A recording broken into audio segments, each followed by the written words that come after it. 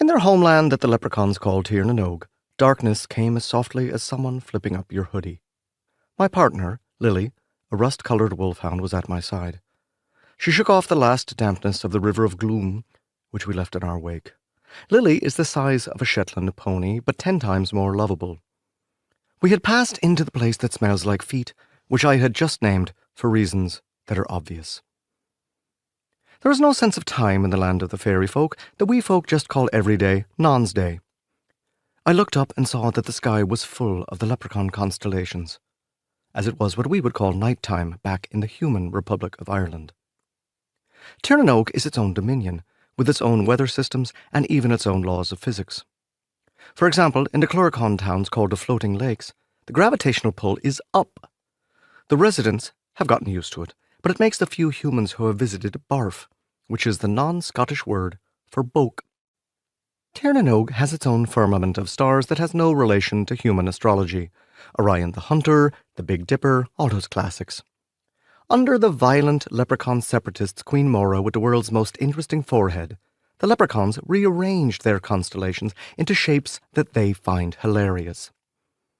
The leprechaun's sense of humour is depraved.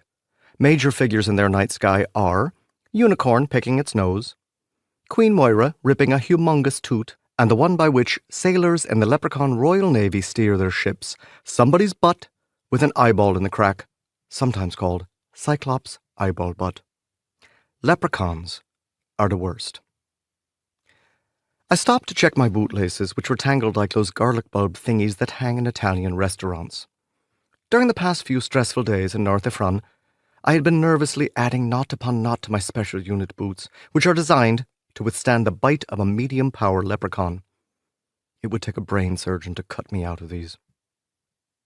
Lily and I were headed towards something called the Very Shortcut, which leads from the Undernog all the way to the lower slopes of the unpronounceable volcano, which is just a few days' journey down Nog from the seat of the Leprechaun royal family, Ifigtown.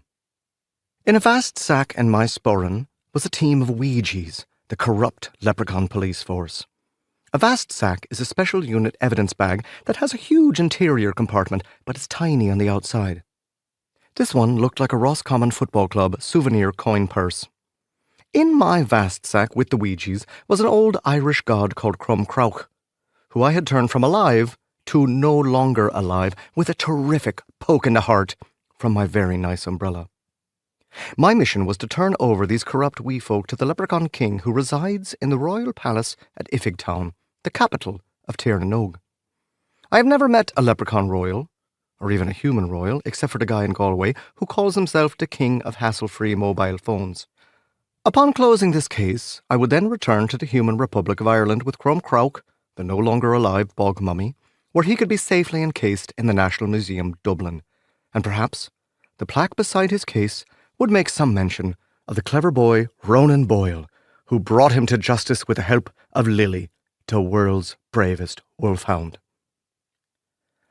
Me parents had been framed for the theft of the bogman by a pointy art dealer known as Lord Desmond DOOLEY, but they had recently escaped the Mountjoy prison along with their prison gangs, which I had said was a bad idea at the time.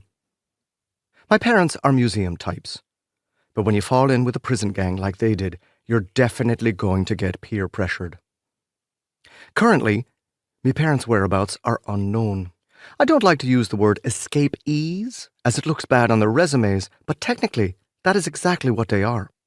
My unofficial mentor and occasional partner, Captain de Valera, was recovering back at Special Unit headquarters in Killarney after our violent dust-up in North Ifron. So Lily and I were on our own for now, but I could feel that we were in the home stretch. Just a quick little jaunt through this famous shortcut and easy peasy I'd be sitting back at Dobro's Pizza in Galway, telling this whole affair to Dolores, my hilarious guardian, and the best rockabilly fiddle player you will ever meet in the human Republic of Ireland. Compared to the mayhem back in North Ifron, this next bit was going to be a lark.